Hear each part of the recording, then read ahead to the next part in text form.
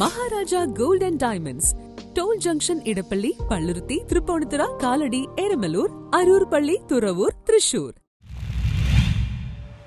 ദേശീയ ആയുഷ് മിഷന്റെ ആഭിമുഖ്യത്തിൽ ഫണ്ട് റൺ സംഘടിപ്പിച്ചു.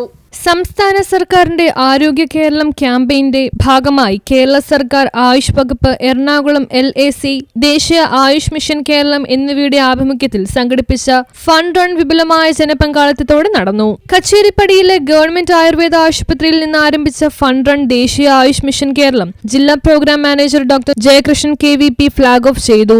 ജില്ലാ ഹോമിയോ ആശുപത്രിയിൽ അവസാനിച്ച പരിപാടിയുടെ സമാപന സമ്മേളനം എറണാകുളം ജില്ലാ പഞ്ചായത്ത് പ്രസിഡന്റ് KG രാധാകൃഷ്ണൻ ഉദ്ഘാടനം ചെയ്തു. ജില്ലാ medical officer doctor Seeba S Balakrishnan, homeo ജില്ലാ medical officer doctor Mercy Gonsalves, homeo ആശുപത്രി superintendent doctor CJ Abraham, CMO doctor Bindu M എന്നിവർ പങ്കെടുത്തു. എടവനക്കാട് സെയിന്റ് ആംബ്രോസ് UP സ്കൂളിലെ വിദ്യാർത്ഥികളുടെ യോഗ ഡാൻസോടെയാണ് പരിപാടികൾക്ക് തുടക്കമായത്.